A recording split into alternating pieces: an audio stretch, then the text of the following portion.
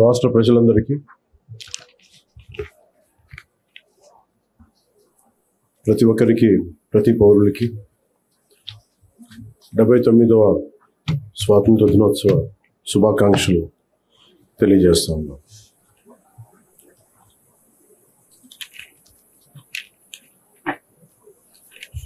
ఇది స్వాతంత్రం చాలా త్యాగాలతోటి సాధించుకున్నది. ఈ రోజున గౌరవ ప్రధానమంత్రి శ్రీ నరేంద్ర మోదీ గారి మార్గదర్శకంలో, ముఖ్యమంత్రి శ్రీ నారా చంద్రబాబు నాయుడు గారి నాయకత్వంలో అభివృద్ధి సంక్షేమం సమపాళ్లగా ముందుకు సాగుతూ ఉంది.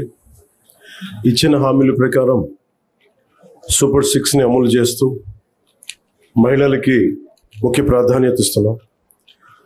రాష్ట్రంలో తల్లికి వందనం పథకం ద్వారా ఈ ఏడాది 67.27 లక్షల తల్లులకి, మాతృమూర్తులకి 8,745 కోట్లు వారి అకౌంట్స్లో జమ చేశాం. అలాగే దీపం పథకం కింద 2 విడతల్లో 1 కోటి ఉచిత గ్యాస్ సిలిండర్లు ఇచ్చి 5 ఏళ్లలో ఏడాదికి 3 సిలిండర్ల చొప్పున 13,423 కోట్లు ఖర్చు చేయబోతున్నాం. ఈ రోజు నుండి స్త్రీ శక్తి పథకం ద్వారా ఆర్టీసీ బస్సుల్లో మహిళలకి ఉచిత ప్రయాణాన్ని ప్రారంభిస్తున్నాం. పంచాయతీరాజ్ బాధ్యతలు స్వీకరించిన వెంటనే జాతీయ పండుగల నిధులను మైనర్ పంచాయతీలకి 100 నుంచి 10,000కి, మేజర్ పంచాయతీలకి 250 నుంచి 25,000కు పెంచి సర్పంచుల ఆత్మగౌరవాన్ని కాపాడాం. గ్రామ స్వరాజ్య సాధన లక్ష్యంలో భాగంగా ఒకే రోజు 13,326 గ్రామ పంచాయతీల్లో గ్రామ సభలు నిర్వహించి ప్రపంచ రికార్డు సాధించాం. పల్లె పండుగ ద్వారా 4,000 కిలోమీటర్ల సిసి రోడ్లు, 22,500 మినీ గోకులాలు, 1,00,000 నీటి కుంటలు, 15,000 నీటి తొట్లు పూర్తి చేశాం. పంచాయతీరాజ్ ఇంజనీరింగ్ డిపార్ట్మెంట్ ద్వారా 2,000 కిలోమీటర్ల బీటీ రోడ్లు, 14 కొత్త వంతెనలు నిర్మించాం. గ్రామీణ ఉపాధి హామీ పథకం ద్వారా 75.23 లక్షల ఉపాధి శ్రామికులకు గ్రామాల్లోనే ఉపాధి కల్పించి ప్రమాద పరిహారం 50,000 నుంచి 44 లక్షలకు పెంచాం. అడవి తల్లి బాట కింద కొండ ప్రాంతాల్లో 1,005 కోట్లతోటి 625 గిరిజన గ్రామాలను అనుసంధానిస్తూ 1,069 కిలోమీటర్ల రోడ్ల నిర్మాణానికి ప్రధానమంత్రి జనజాతి ఆదివాసీ న్యాయ మహా అభియాన్ కింద ఉపాధి హామీ పథకం కింద రాష్ట్ర నిధులతోటి శ్రీకారం చుట్టాం.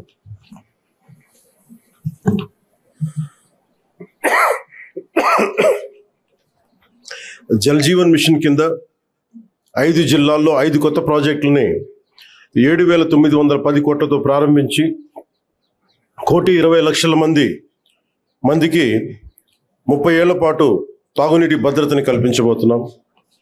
అటవీ విస్తీర్ణం 30% నుండి 37% పెంచే లక్ష్యంలో 1,00,00,000 మొక్కలు నాటి వీటిని QR కోడ్లతో ట్రాకింగ్ కూడా ప్రారంభించాం. ఏనుగుల బెడద నివారణకు కర్ణాటక నుంచి కుంకి ఏనుగులని తీసుకొచ్చి విజయవంతంగా ఆపరేషన్లు జరిపాం. ఎకో టూరిజం అభివృద్ధికి అరకులో వుడెన్ బ్రిడ్జ్ నగరవన యోజన కింద 1,122 కోట్లతోటి 61 ప్రాజెక్టులు చేపట్టాం. సైన్స్ అండ్ టెక్నాలజీలో విద్యార్థులకి ఫ్రూగల్ ఇన్నోవేషన్ కింద ప్రోత్సాహకాలు అందించే ప్రణాళికని సిద్ధం చేస్తున్నాం. ముఖ్యంగా కాకినాడ జిల్లా ప్రగతి నివేదిక, అన్నదాత సుఖీభవ PM కిసాన్ పథకం ద్వారా 1,50,475 మంది రైతులకి 102 కోట్లు తొలి విడతగా జమ చేయడం జరిగింది. స్త్రీ శక్తి పథకం కింద మహిళలకు 187 ప్రత్యేక బస్సుల్లో ఉచిత ఆర్టీసీ ప్రయాణ పథకం ప్రారంభించడం జరుగుతోంది. తల్లికి వందనం పథకం ద్వారా 2,79,312 మంది విద్యార్థుల తల్లులకు ఖాతాలో ఒక్కొక్కరికి 13,000 రూపాయలు జమ చేయడం జరిగింది. అంతర్జాతీయ యోగా దినోత్సవంలో పాల్గొన్న 5,000 మంది యోగా శిక్షకులు, 8 లక్షల ప్రజలకు అభినందనలు తెలియజేస్తున్నాం. 2,69,148 లబ్ధిదారులకు ప్రతి నెల NTR భరోసా పింఛన్ల కింద 116 కోట్లు పంపిణీ చేయడం జరుగుతుంది. ఉపాధి హామీ పథకం ద్వారా 118.46 కోట్ల వేతనాలు, 93.46 కోట్లు మెటీరియల్ ఖర్చుతోటి గ్రామీణ అభివృద్ధి చేయడం జరుగుతూ ఉంది. గత ఏడాది 107 జాబ్ మేళాల ద్వారా 7,000 మందికి మన కర్ణాటక కాకినాడలో 7,000 మందికి ఉద్యోగాల అవకాశాలు కల్పించడం జరిగింది. ప్రతి అసెంబ్లీ నియోజకవర్గంలో స్కిల్ హబ్, పార్లమెంట్ పరిధిలో JNTU కాకినాడలో స్కిల్ కాలేజ్ ప్రారంభించడం జరిగింది. మాదక ద్రవ్యాల నివారణకు పాఠశాలలు, కళాశాలలో ఈగల్ క్లబ్లు ఏర్పాటు చేయడం జరిగింది. జల్ జీవన్ మిషన్ ద్వారా 497 కోట్ల వ్యయంతో ఇప్పటి వరకు 506 పనులు పూర్తి చేయడం జరిగింది. రోడ్లు భవనాల శాఖ ద్వారా 27 కోట్లతోటి రహదారులు గోతులు పూడ్చడం జరిగింది. గడిచిన ఏడాదిలో పిఠాపురం నియోజకవర్గంలో 308 కోట్లకు పైగా పనులు చేసి దేశంలోనే మోడల్ నియోజకవర్గంగా దాన్ని తీర్చిదిద్దుబోతున్నాం. వచ్చే 4 ఏళ్లలో మరింత ప్రగతికి కట్టుబడి ఉన్నామని మీ అందరికీ తెలియజేసుకుంటా ఉన్నాం. ఇంత అభివృద్ధిని మనం సాధించగలిగామంటే ప్రతిసారి కొన్ని చీకటి రోజులు వస్తాయి ప్రతి ఒక్కరికి. మన రాష్ట్రంలో 2019 నుంచి 2024 వరకు ఒక డార్క్ డేస్. బ్రిటిష్ వాళ్ళు ఎలా పరిపాలించారో, బ్రిటిష్ వాళ్ళు దేశాన్ని ఎలా కబంధ హస్తాల్లో పెట్టుకున్నారో మన రాష్ట్రం కూడా అలాంటి కబంధ హస్తాల్లో పెట్టుకున్నప్పుడు స్వాతంత్ర సమరయోధుల స్ఫూర్తితోటి ఒకటే ఎదుర్కొన్నాం. బ్రిటిష్ వాళ్ళు నేర్పించి వెళ్ళిపోయింది మనకి డివైడ్ అండ్ రూల్, మనల్ని విభజించండి పాలించండి అని. కానీ ఎలా మన కూటమి ప్రభుత్వం మన స్వాతంత్ర సమరయోధుల స్ఫూర్తితోటి యునైటెడ్ అండ్ రూల్, కలిసి ఉందాం, కలిసి పాలన చేద్దాం, ఇదే కూటమి ప్రభుత్వం తాలూకు ముఖ్య ఉద్దేశం. ఈ స్ఫూర్తిని మేము స్వాతంత్ర సమరయోధుల పోరాట స్ఫూర్తిని నుంచి మేము తీసుకున్నది.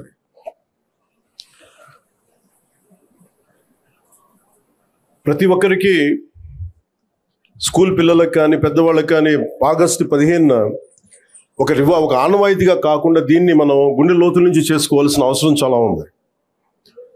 దీనికి వెనకాల ఎంత కష్టపడ్డారు నేను ట్వీట్ కూడా చేశాను. ఇదే రోజు నిన్న ఆగస్టు 14న లాహోర్ డిక్లరేషన్ సమయంలో దేశ విభజన జరుగుతున్నప్పుడు, కరెక్ట్గా ఒక 9 నెలల ముందు, సంవత్సరం ముందు దేశ విభజన జరుగుతున్నప్పుడు లాహోర్ కూడా పాకిస్తాన్లోకి వెళ్ళిపోద్ది అని తెలియదు ఎవరికి. సడన్గా డిక్లేర్ చేయగానే దానివల్ల అక్కడ ఉన్న ప్రజలు, భారతదేశ ప్రజలందరూ వెళ్ళిపోవాలి ఇక్కడి నుంచి అని చెప్పి మత ప్రాతిపాదికన పంపించేస్తే అది ఎంత దారుణాలు జరిగినాయి అంటే ఆగస్టు 14 వరకు అక్కడ రాత్రికి రాత్రి కొన్ని దశాబ్దాలుగా, కొన్ని శతాబ్దాలుగా వాళ్ళ దేశం, వాళ్ళ ప్రాంతం అనుకున్నది పరాయి దేశం అయిపోయి అక్కడి నుంచి పారిపోయి ప్రాణాలను అరచేతులు పెట్టుకొని రావాల్సి వచ్చిన పరిస్థితులు. అలాంటి పరిస్థితులను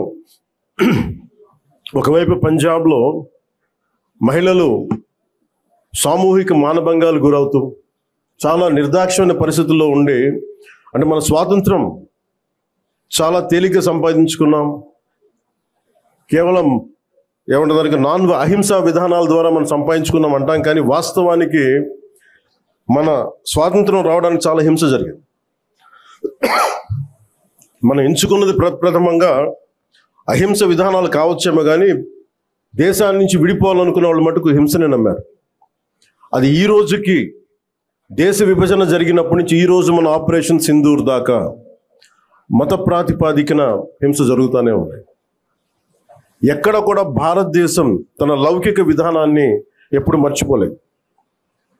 దేశ విభజన జరిగిన తర్వాత మనకి మతాన్ని సంబంధం లేకుండా భారతదేశ సార్వభౌమత్వాన్ని గౌరవించి లౌకికవాదాన్ని ముందుకు తీసుకెళ్లే ఉద్దేశంతో మనం మతాలకి సంబంధం లేకుండా ఒక అబ్దుల్ కలాం గారిని కానీ ఎవరినైనా సరే మనం ప్రెసిడెంట్స్గా తీసుకున్నాం, గుండెల్లోకి తీసుకున్నాం. కానీ ఇది పాకిస్తాన్లో లేదు.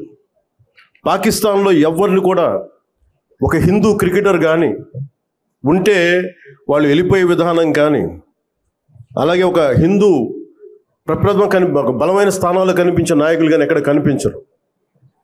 అంటే వాళ్ళ విభజన కోరుకుంది మత ప్రాతిపాదికన, కానీ దాన్ని మనం ఎప్పుడు అలా తీసుకోవాలి. మత ప్రాతిపాదికన 2 దేశాలు విడిపోయినప్పటికీ భారతదేశం అత్యధికంగా హిందువులు ఉన్నప్పటికీ కూడా అన్ని మతాల వారిని సమానంగా గౌరవించి ముందుకు తీసుకెళ్లే సంస్కృతి భారతదేశానికి. దీనికి లౌకికం విధానం అనేది ఈ సంస్కృతిలో ఉన్నది. ఈ సంస్కృతికి ఎవరు నేర్పించక్కర్లా, పరాయి వాళ్ళు నేర్పించక్కర్లా, యూరోపియన్స్ నేర్పించక్కర్లా. ఇది మన లోపల ఉంది. ఈ స్ఫూర్తిని మనందరం ముందుకు తీసుకెళ్ళాలి. అలాగే ముఖ్యంగా మహిళలకి త్యాగాలకి చాలా పెద్ద పీట వేయాలి అనేది మనస్ఫూర్తిగా మేము ముందుకు తీసుకెళ్తాము. అలాగే మనం ఇందాక మీకు ప్రారంభించి చెప్పినప్పుడు ఈ అభివృద్ధి కానీ, సూపర్ 6 కానీ, పెట్టుబడులు కానీ ఇవన్నీ రావాలి అంటే లా అండ్ ఆర్డర్ చాలా బలంగా ఉండాలి. లా అండ్ ఆర్డర్ బలంగా లేకపోతే వచ్చే దుస్థితి కానీ పెట్టుబడులు రావు. ఉదాహరణకి ఉత్తరప్రదేశ్లో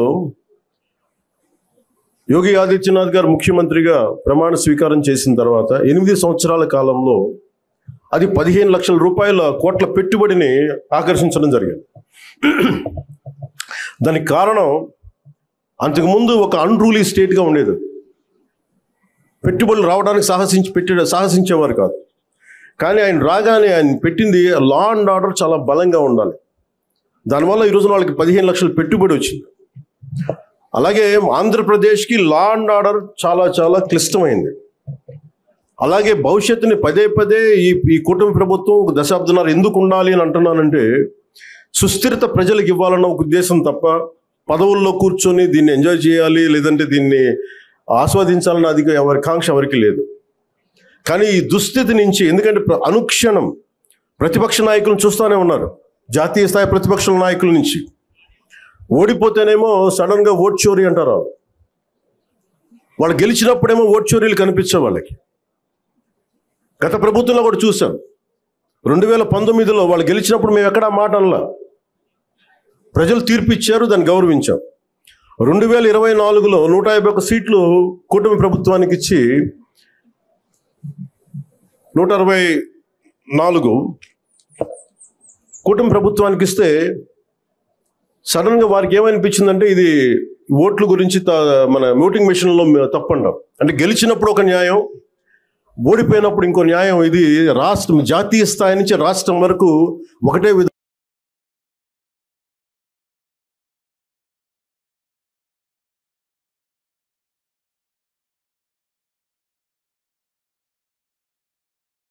దేశాలన్నిటికీ కూడా అంతర్గతంగా అస్థిరత సృష్టించడం వాడి విధానం.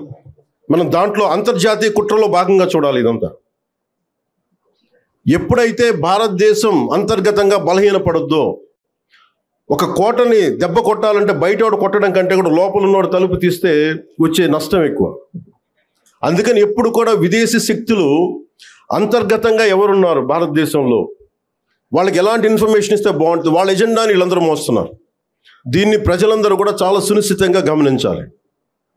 ఇది ఏమైపోతుంటే ఒక్కసారి వాళ్ళని లోపలికి రానిచ్చామా, మీరు 2019, 2024 చూశారు. రోడ్డు మీదకి రావాలంటే భయాలు వచ్చినాయి ఒక్కొక్కళ్ళకి. ఈ రోజున కూటమి ప్రభుత్వాన్ని తిట్టడానికి ఎవరు ఇబ్బంది పట్టట్లా. దేనికంటే ఇది ప్రజాస్వామ్యం, దీన్ని గౌరవించడానికి ప్రతి ఒక్కరికి మాట చెప్పేది.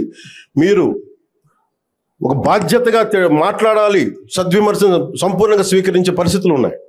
కానీ గత ప్రభుత్వంలో చూస్తే విమర్శ చేయడానికి భయపడేవాళ్ళు. పోలీస్ అధికారులు డ్యూటీ చేయడానికి భయపడేవాళ్ళు. అధికారులు సివిల్ డిపార్ట్మెంట్స్ ప్రతి ఒక్కరు కూడా భయపడేవాళ్ళు. అడ్డగోలుగా దోచేసుకున్నారు. ఇవన్నీ కూడా విదేశీ శక్తులకి ఇది ఆలవాలం అయిపోద్ది. వారికి కనుసైగలు వీళ్ళందరూ మెలుగుతున్నారు. వీళ్ళందరూ అలా చూడాలి దీన్ని. అందుకని ప్రజల్ని నేను కోరుకునేది, ఈ 79వ స్వాతంత్ర దినోత్సవ శుభ సందర్భంగా మీరు అంతర్గత శత్రువుల్ని ఒక కంట ఇప్పుడు మీరు కనిపెట్టి ఉండాలి. నేను కాకినాడ పోర్టు విషయంలో కూడా నేను అంత గొంతెత్తడానికి కారణం, చాలా మనం ఎందుకులే మనం వదిలేస్తా ఉన్నాం. ఆంధ్రప్రదేశ్కి 974 నుంచి 974 కిలోమీటర్ల తీర ప్రాంతం ఉంది. ఇది మన పెట్టుబడులకి చాలా మంచిది. కానీ అది ఒక్కోసారి మన సరిగ్గా లేకపోతే అది బలహీనత కూడా అయిపోతుంది. ముంబై దాడుల్లో కూడా అసలు ఏమాత్రం పర్యవేక్షణ లేని పోర్టుల నుంచి వచ్చేసారు. లేదంటే పర్యవేక్షణ ఉన్నా కానీ అమ్ముడైపోయిన వ్యక్తుల ద్వారా ఉగ్రవాదులు వచ్చేసారు. బాంబే దాడులు కానీ RDXలు వచ్చేసినాయి. ముఖ్యంగా ఆంధ్రప్రదేశ్ తీర ప్రాంతంలో పోలీస్ శాఖ చాలా బలమైన దృష్టి పెడుతుంది. ఎందుకంటే నాకు ఇది కాకినాడ చాలా వల్నరబుల్గా అనిపిస్తుంది ఒకసారి రిపోర్ట్ చూస్తూ ఉంటే. కలెక్టర్ గారికి తెలుసు, ఎస్పీ గారికి తెలుసు, రాష్ట్ర డీజీపీ గారికి తెలుసు, ఇక్కడ విపరీతంగా డీజిల్ అక్రమ రవాణాలు జరుగుతూ ఉంటాయి. దీన్ని చాలా బలంగా ఎదుర్కోవాల్సిన అవసరం ఉంది. పోన్లే బియ్యమే కదా, డీజిలే కదా అని మనం వదిలేస్తే ఒకసారి దోపిడీ, ఒకసారి స్మగ్లింగ్ అలవాటైన వాళ్ళకి బయట నుంచి వెపన్స్ వచ్చే అవకాశాలు ఉంటాయి, బాంబులు తీసుకొచ్చే అవకాశాలు ఉంటాయి. వీటన్నిటిని కూడా ఒక చాలా ఏమరపాటుగా ప్రతి ఒక్కళ్ళు ఉండాలి. సో అందుకని దీన్ని భారతదేశం, మా కమిట్మెంట్, కూటమి ప్రభుత్వం, నారా చంద్రబాబు నాయుడు గారి నాయకత్వంలోని కూటమి ప్రభుత్వం చాలా స్పష్టంగా లా అండ్ ఆర్డర్ మీద, దేశం తాలూకు సుస్థిరత మీద మాకు చాలా సమగ్రమైన అవగాహన ఉంది. ఎక్కడ కూడా కరప్షన్ ఉన్న చోట ఆటోమేటిక్గా దేశం బలహీనపడుద్ది. అలాంటి పరిస్థితుల్లో లేకుండా ఉండాలని మేము సాయశక్తిలో ప్రయత్నం చేస్తాం. వాటన్నిటికంటే కూడా ప్రజలు నేను కోరుకునేది, మీరు ఎరుగుతూ ఉన్నంత కాలం డెమోక్రసీ ఈజ్ ఎటర్నల్ విజిలెన్స్ అంటే మీరు నిరంతర పహారా కాస్తే తప్ప ప్రజాస్వామ్యం బలపడదు. అందుకని మీరందరూ నిరంతరమైన విజిలెన్స్తో ఉండాలి, నిరంతరం ఇప్పుడు ఒక పహారా మనస్తత్వంతో ఉండాలి అనేది నేను మీ అందరికీ కోరుకుంటా ఉన్నాను. అంటే ఇవన్నీ మనం ఎక్కడో కాశ్మీర్లో జరిగిన ఇష్యూస్ మనకేంటి అనుకుంటే, ఆపరేషన్ సింధూర్ మన వైజాగ్లోను, మన కావల్లో, నెల్లూరు జిల్లా కావల్లోనూ ఉగ్రవాదులు చాలా దారుణంగా కాల్చి చంపేశారు. దానికి బిఫిటింగ్ రిప్లై ఇచ్చాం, చాలా బలమైన రిప్లై ఇచ్చాం. కానీ మనం పెట్టుకోవాల్సింది, మన లోపల ఉన్న దేశాన్ని సుస్థిరతని దెబ్బతీసే ప్రతి ఒక్క వ్యక్తిని కూడా మనం దృష్టి సారించాలి. ఇది ప్రతిసారి ప్రభుత్వం, పోలీస్ అధికారులు అనే కంటే కూడా ప్రతి ఒక్క పౌరుడి బాధ్యత ఇది. నేను నా వంతు బాధ్యతను నిర్వర్తిస్తున్నాను. అలాగే ప్రతి ఒక్కరు కూడా మీ వంతు బాధ్యతని నిర్వర్తించాల్సిందిగా మనస్ఫూర్తిగా నేను కోరుకుంటా ఉన్నాను.